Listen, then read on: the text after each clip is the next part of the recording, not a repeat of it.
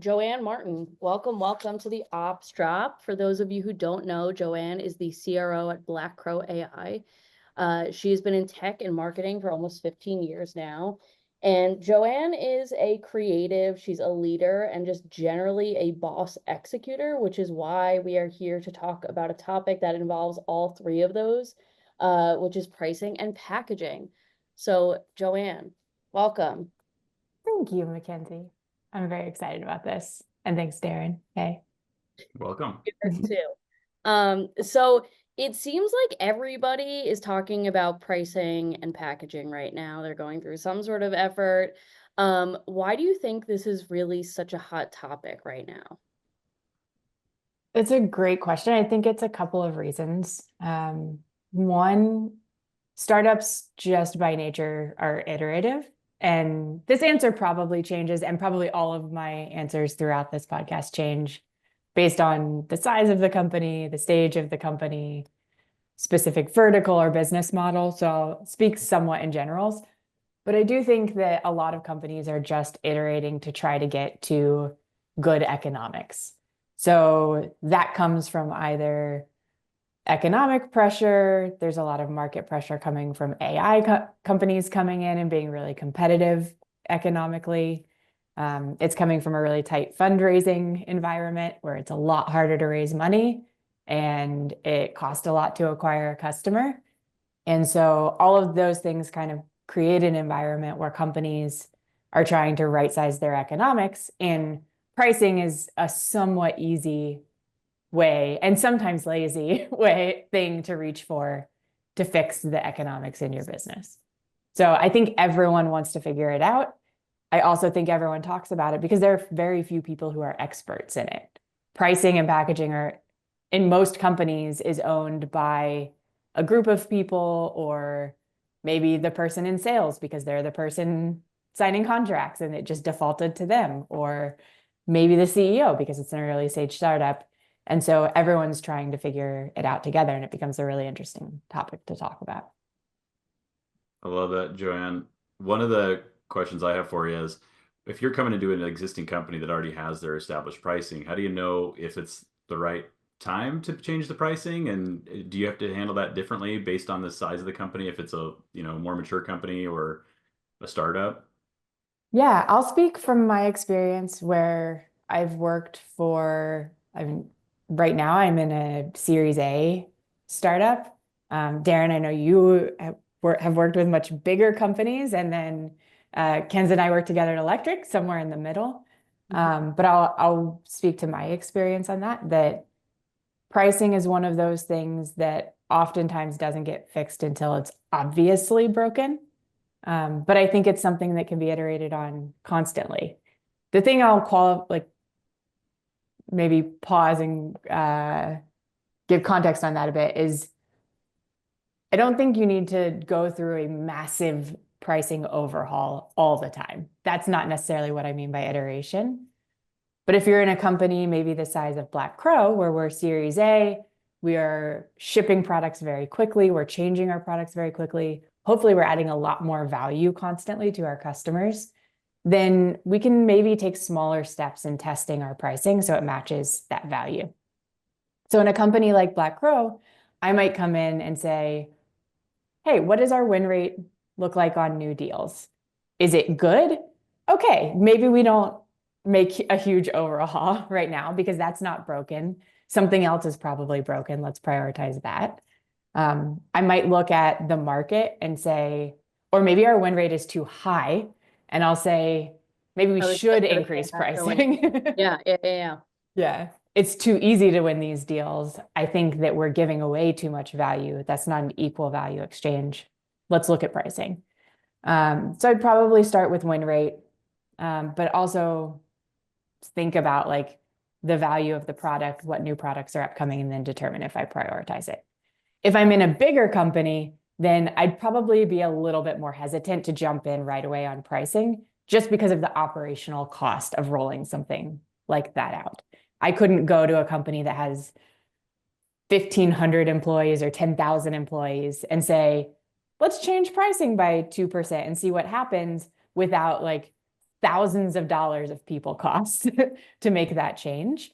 So to kind of summarize the answer of your question, I think it would really depend on how much do I think it is broken? How easy is it to close new business deals? What is the operational cost of changing that? And then I'd also add, are we churning customers? And if we're churning customers, are we finding that it's because of price? And so figure out a like prioritization mechanism based on those things and then make the call. Yeah. It's interesting. I am working on a pricing and packaging effort right now with a startup. Their seed, they're just about to close their Series A, and my approach is always leave no stone unturned with these efforts, because it's just like it's an octopus. It touches every single part of the business. So when you're thinking about, should we do this, right? And you're sort of weighing the losses and risks, like how do you think about that, right? Because usually if you change pricing and packaging, right, like sure, you may improve your customer acquisition or, win rates, but usually you have to eat some churn as well. So like, how do you think about that balance to make sure it's the right choice to make that change? That's a good question. There are a couple of different ways I think you could handle it. One is, well, one you would do in every scenario, to analyze your install base, and assuming you've gone through all the right steps ahead of this to make your determination on what the right pricing should be for new business coming in, analyze your install base and understand what the variance is between their existing subscription price, what their price would be under the new subscription plans, and then determine, is that something I think I could really justify in terms of the added value we've provided to this customer, whether it's new products they've received this year, big new products coming out, additional services you've added. If you can't justify the increase, it's likely that the call is grandfather customers in on that old price. Yep. And then maybe you have new things coming out for new customers and you can justify the value. I am not a fan of trying to extend your pricing solely for the sake of how much money can we get out of customers. Right. It should always be like, the customer should feel like I am paying a totally fair price for a product that I really love, and I want to keep paying for it, and I want to tell other people about it. That's the kind of that's like the outcome you want out of a good pricing strategy. Right. The outcome I want isn't like, great, we increased the value of our install base by 2% or 5% or 10%, because that is such a short-term increase and you probably don't get the outcomes you're ultimately looking for out of that. Yeah, so I think it's really a matter of like, analyze the value of your install base, see how much that like value is justified, and then go from there.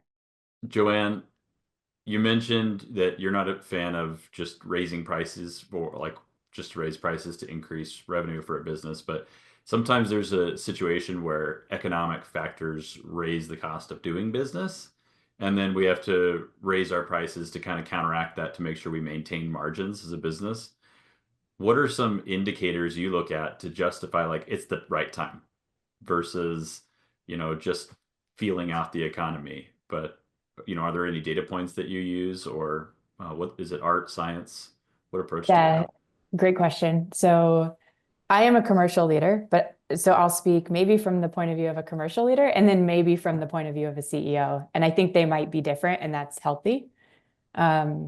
So commercially, I might look at like our payback period. So if we pay $1 to acquire a new customer, how many months does it take for us to get that $1 back and then start making money on that $1? And one of the inputs into that is our gross margin. So if I start to see that our payback period is not favorable for the business, so we're spending a lot of money to acquire customers, but we're not making that money back fast enough to actually fuel future growth, then as a commercial leader, I'm probably going to start pulling that metric apart, and gross margin will be one of the things that I look at. As a CEO, gross margin is going to be the thing that I'm always looking at, and sometimes that is like sits a little bit in commercial, but oftentimes the gross margin is really coming from like the technology cost, services cost, and figuring out how to right size that part, that cost of the business. So in terms of like how I would think about when is the right time to optimize it based on economic factors, I think it's when you start to see the business slipping out of like good benchmark gross margins, or from a commercial person's point of view, good benchmark CAC payback periods. But has to be a strategic decision, just like any other pricing decision, because there are companies out there that will let their margins be squeezed to be more competitive on price. And that's a strategic choice to say, I want to be more competitive. Maybe there's another company out there that has raised their pricing recently, and we've seen this in our space in e-commerce. There is a platform that recently raised their price, and there was a lot of backlash against them raising their prices. If I competed directly with that platform, which I don't, then I might say, hey, I'm willing to let my gross margins be squeezed a little bit to have the talking point against them and be more competitive against them, and say, hey, we actually are much more affordable, our pricing is more flexible, and I'm going to take market share from that competitor. If that's not the scenario, maybe the strategy is we really just need to be able to fund the future business and our gross margins have to be solid, and I'm not willing to let that slip, and there's no advantage in letting it slip. Then I would start focusing on how do we fix either the underlying cost structure in the COGS line of the business and fix the gross margin, or fix the pricing side of it and make sure that we're right sizing that. So, and maybe there's a combination of the two that gets you to something that like customers can feel okay about and you can feel okay about, and the business is healthy. I've just learned so much from you. I'm going to take that into my own professional career and apply it. I like that. I like that approach. If you go into a company and there are some price increase or price change things that need to occur, who would be the right person to own that?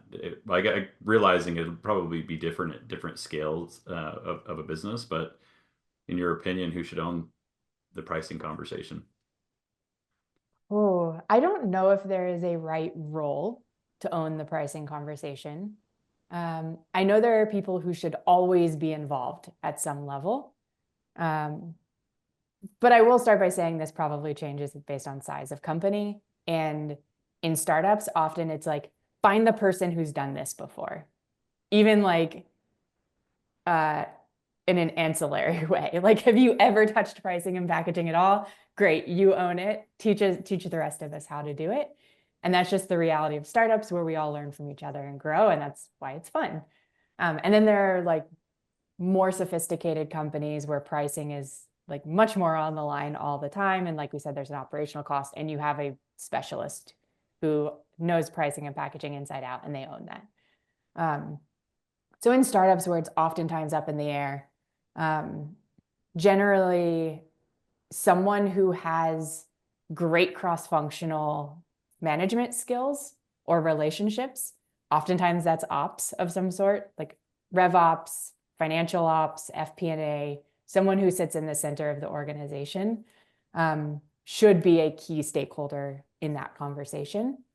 And then pair them with someone who has the strategic point of view of the business of, hey, what we need right now is to really optimize for our gross margin, like we just talked about, or what we need right now is to really optimize for our win rate because we're being crushed in the new business funnel.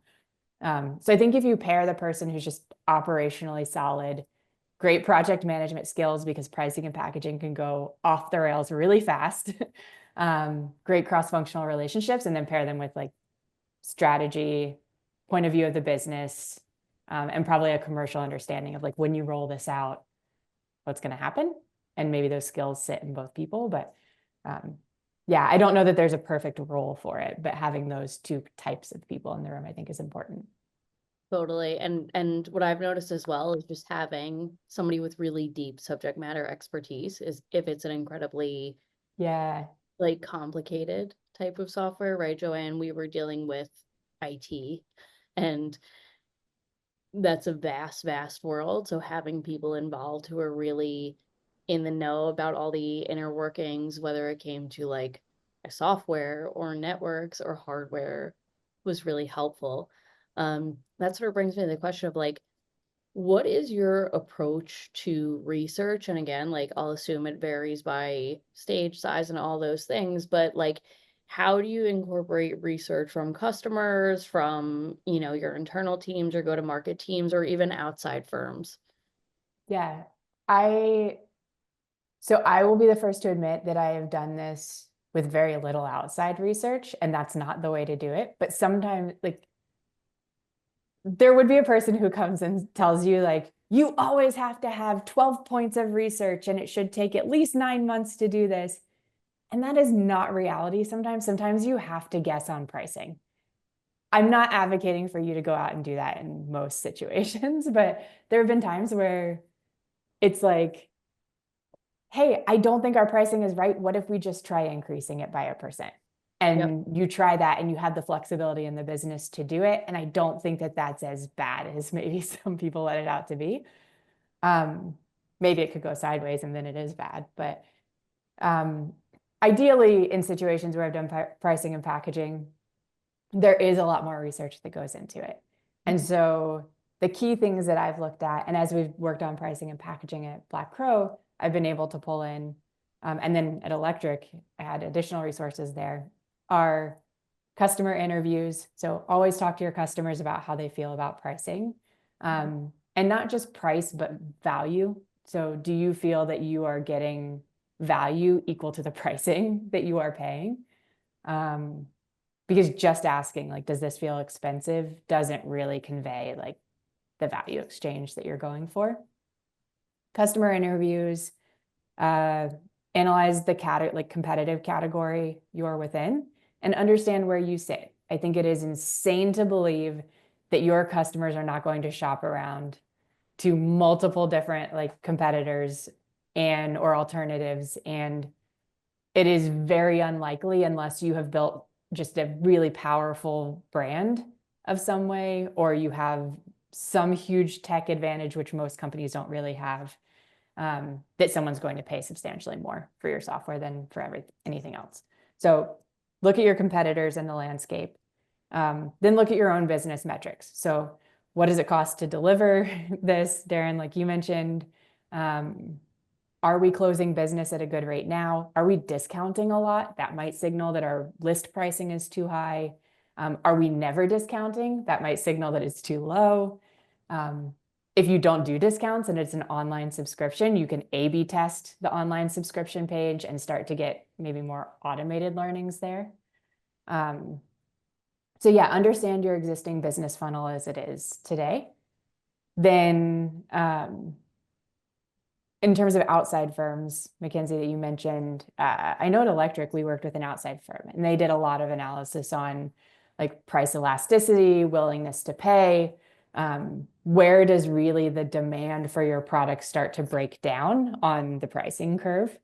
And so you can get really sophisticated with that. But if you don't want to pay an external firm to do that, you can get Typeform or any like form system and basically set up like a 3-step form that's like, what do you think is a fair price for the software you are paying us for? At what point do you think that this price is too expensive? And at what point do you think that at what price point would you believe that the quality of the software is too low? And even those 3 questions could give you so much insight into where your pricing could land without paying an external firm if you just want to get scrappy with it. JoAnn, I'm a big believer that the reason that Amazon is so successful isn't because things are cheaper, because sometimes they're not, right? I think the reason they're successful is because they are easy to do business with. So I know I can go put something in my cart and I can buy it. It'll be at my house in a day, and it's very simple. And that experience is just a really fluid, seamless customer experience for you. In software, a way we can accomplish a seamless buyer experience and just making it really easy to buy from is packaging. do we suite things? Do we bundle them? Do we put them in a way where it's really easy for a customer to understand what they're getting, and we package up the value based on either a need or a solution-based selling approach versus selling individual products, right, to maximize revenue growth? When is the right time to, simplify or make your buying experience more complex? And what are some tips or tricks you have with when that time should be and how to go about it? This is such a complicated question because I don't think there's one right answer to it. I love it because we did this past year repackage a lot of our products at BlackCrow. And that was a really fun exercise of just thinking about the different ways we could bundle all of our products and features and what do people really find value in. The thing I learned coming away from that is unique, not unique to BlackCrow in the grand scheme of things, but unique to BlackCrow in my career history, is like how distinct some of the buyer profiles are, or like buying personas are that we have. And so I learned how important it was really to just bundle around the buying decision. So we had have a suite of products that cover all sorts of e-commerce use cases, from your SMS programs, your email programs, all the way up to like meta ads, personalizing your storefronts, landing pages.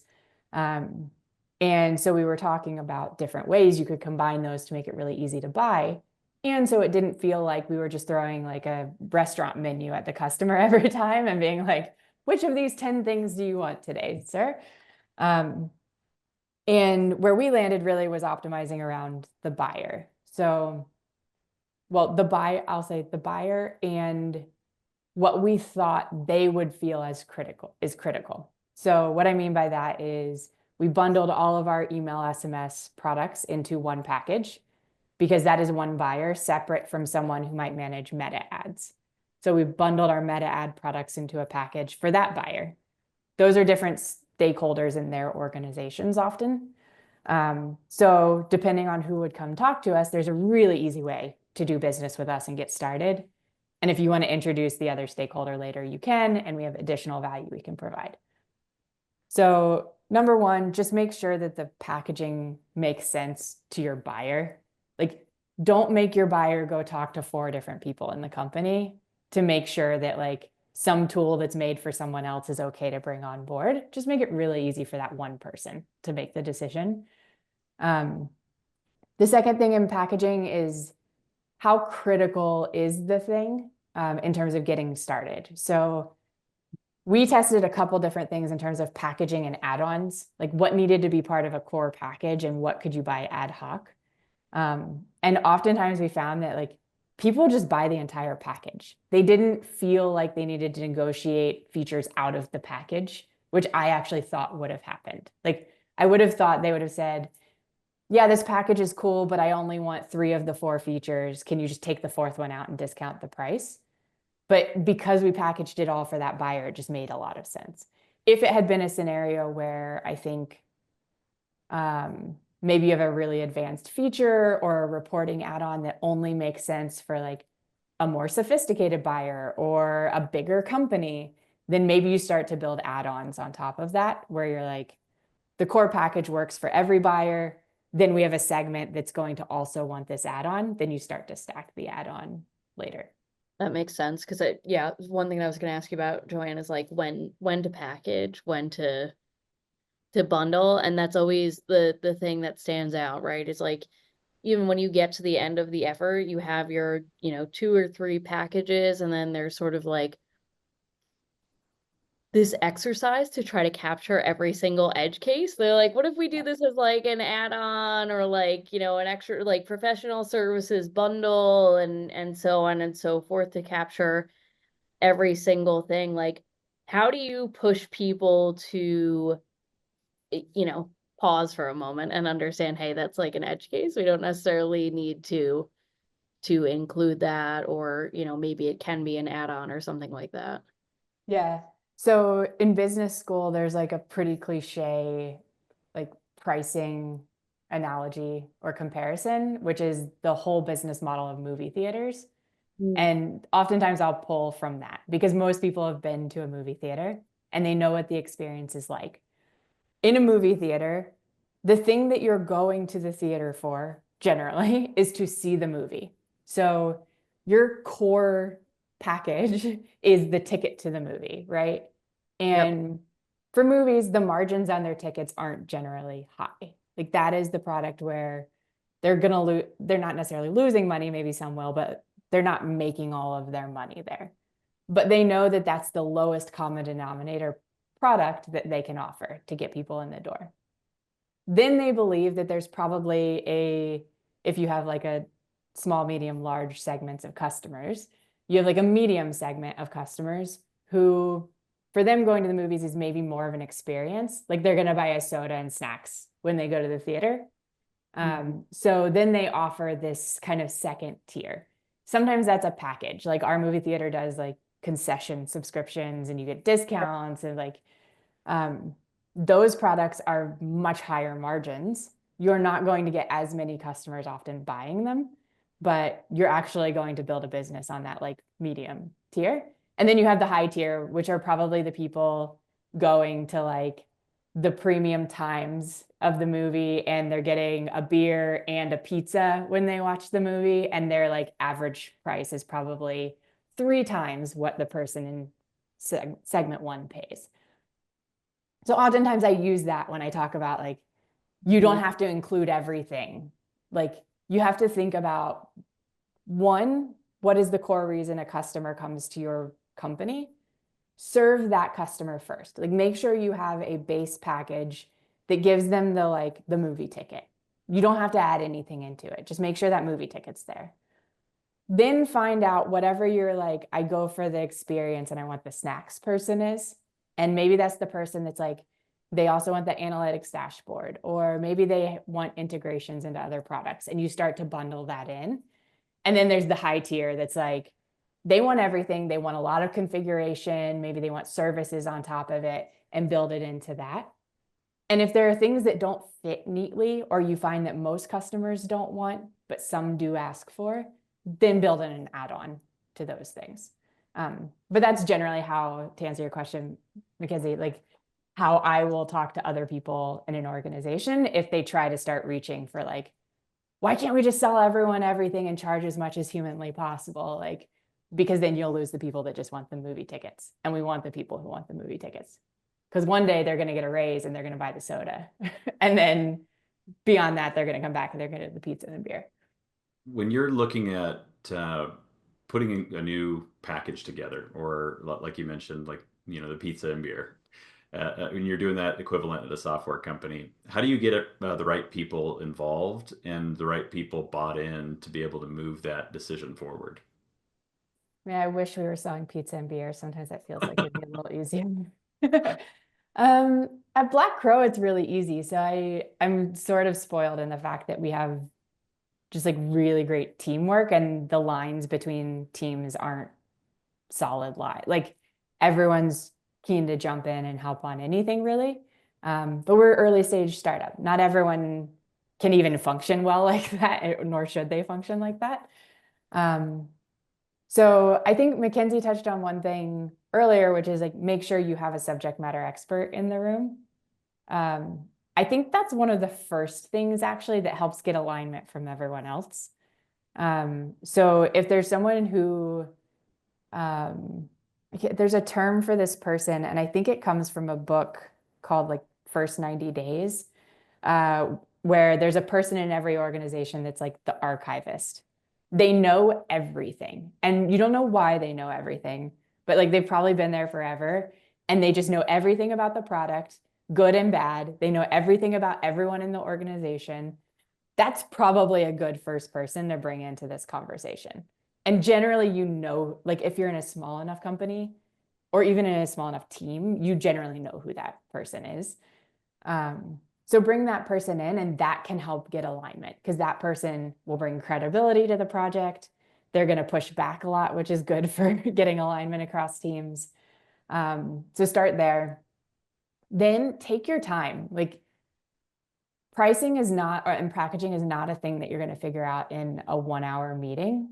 So I kind of got in the habit, and Mackenzie was subject to this sometimes, had to experience it, of doing like pre-kickoff calls. And instead of just kicking off a project and telling everyone, we're redoing pricing and packaging, get on board, here's your task, we would do a pre-kickoff where we'd say, these are the objectives. Like, let's use the gross margin example. Our gross margin is 67% and it needs to be above 80. But we're going to take this incrementally. So let's set an objective for this group to figure out a path to getting our gross margin above 75%. We believe that the right way to do that is pricing. So let's focus this conversation on pricing. And each of you have expertise in this room on how we can make that as good as it possibly can be. So you use the pre-kickoff call to get input the entire time and say, based on this objectives, what are the things you're seeing in the business that should change? Like, you, sales director, who is like stakeholder in this, what are you seeing? Like, how does it feel to talk to a customer about pricing? What are some of the tactical things we should consider as part of the project? Use that pre-kickoff to get a lot of buy-in, but also just a lot of information. Take it away and then put the project plan together. And that one step, it's an hour. A lot of times people roll their eyes at it because they're like, I don't know why I'm doing this. But after the fact, they'll be like, that was so valuable to have everyone kind of bought in and part of the project together. Then do your kickoff call where you go through the actual like tasks, deadlines, accountability. Here's what we're going to do, project plan meeting. And then from there, just make sure every week people are getting, here's what we did last week. Here's what's coming next week. Here's what's being blocked. Here's like something we learned that we didn't foresee, and just keep communication really solid. And I think you'll keep alignment pretty well that way. Totally. And in terms of like, you've got everybody bought in, you've set up the packages, you're, at the point of ready to launch. Operationalizing that change can be the hardest part, right? And something that I see a lot of companies challenged with is they think about the upfront, right? They're like, is it, does it reduce our barrier to sell? But then in turn, it costs a lot to administer. So thinking through like upsells, discounts, changes to comp plans, administrating the tools, like what part of that is really important? Do you have any like best practices or lessons learned that you'd like to share? Yeah, find a Mackenzie to do it for you because that's how it's going to get done well. I think it's just I joke, but it is really finding someone like you who's like very good operationally, really solid project management. And then separately, this may apply to you, but I don't want to assume, like find someone with just like a healthy level of anxiety who's going to foresee everything that is going to go wrong, which is most people in ops are generally just like thinking 100 steps ahead on every branch of the timeline of like, here's what's going to break when we roll this out. But like, turn that fear or anxiety into like a list of things. And that's actually so productive in things like this where you could break a lot in a business. So I oftentimes will find the person who's like the naysayer and say like, tell me why this isn't going to work, or like, tell me what's going to break when we roll this out. If you want to shortcut that, or maybe you don't have the luxury of having that person or partner in the business, then just maybe go like function by function and think like, if I change pricing, how is someone in this role going to perceive that? What questions are they going to have? How does it change their job? How does it change how they're paid? How does it change what they say to customers? And just make sure you're thinking through the implications of all those things if you don't have a like established checklist in the business for changing these things. And I'd say like in every scenario, you should have someone from each team. Or if you don't have like a central enablement or ops team who's used to doing those things, have someone in each team gut check you, make sure you've covered everything. Totally. And I think another great thing to do is observation, right? Mhm. Like go through the entire customer journey if possible, talk to one person from each team and be like, show me what you do, right? Yeah. I've even, recently had an engineering leader show me like, okay, you guys use Retool to connect HubSpot and the platform, like show me exactly how that works, right? And most people wouldn't think to go speak to an engineering leader about pricing and packaging, but that's a key part of it, right? Or like Yeah. salesperson, show me how you make a quote, right? And you can get a lot out of just even watching that. Yeah. So true. I remember when you did that at Electric, and you always want to think that like you know the business well, especially someone in my position where it's my job to like at least know the business fairly well on a wide scope. um, but then I learned so much from that in terms of like what you were able to bring back and say, actually, like things are kind of breaking down in these handoffs, or there's a lot of cost in this area, or this process looks like this. And I'm like, why does that process look like that? And it's because everyone has always hated it, but no one paused to change it. And that happens all the time in companies. I love that call out. When you're rolling out some new pricing and packaging, there's like an approach of doing like a soft launch, or you could just roll it out straight away. What are a couple like tips and tricks you might have for enablement or some best practices for implementation of something like this? If you were to just give a quick tip to somebody they could take home and use in their day to day in their own company, what are a couple pieces of advice you can give them? Yeah, if it's just one tip, I'd say put together a one pager or cheat sheet on the changes. Like a Slack message is going to get lost, an email is going to get lost. You're going to say it in all hands, and 10 people aren't going to be there, or half the people are checked out and checking their email or closing deals. Just put together like a one pager, share it in all hands, give it to managers, say it so many times that you think that it's annoying, and then people are hearing it and digesting it.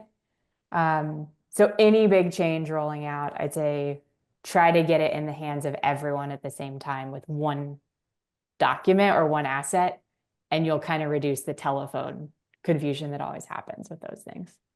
Yeah, I absolutely love that. Um, I work with a lot of customers, particularly on their enablement processes, which many companies don't of all sizes, and how they communicate things. And the biggest thing that I see is people overestimate how much information other people can consume. And I'm Yeah. like, is there ever a time where you can really read through like an 8 to 10 page document? Because I have like a 7 and 9 second attention span. So you should assume that for everybody. A one Yeah. pager is great. It's what's changing? How does this apply to you? When can we expect the change? And when will we see success start to happen, right? Like what was the Yeah. overall goal of this, and so on and so forth is amazing. So JoAnn, Yeah. the last question I will ask you is, what is your biggest lessons learned from a packaging effort? And like, if you could leave the audience with one single takeaway, what would that be? I was just gonna say, like, it's not as scary as it sounds, but then in some scenarios, it's way scarier than it sounds. That's a terrible takeaway. Like, and you don't know which it's gonna be when you get started. Um, no, I I think think that, that's the key, the flexibility, the adaptability. yeah, Yeah, the key takeaway is like pricing and packaging can be a huge undertaking because it affects everything in the business. So like give yourself like accountability, but also patience, yep, and make sure you do it well because it impacts your customers, and that's the most important thing in your business. Um, so don't try to like half-ass it and get it done in 5 minutes. Like take the time to really understand the business and really understand your customers. 100%. I think that is a great takeaways. Flexibility, don't rush, be as thorough as you can be, um, and get something out there and see how folks react. JoAnn, this has been such an incredible conversation. I just found myself like jotting down so many notes as you I had spoke. so much fun. We've been through a packaging effort together, and I'm still learning years after. So thank you so much for joining us on the Ops Drop today. Thank you both. It was a blast.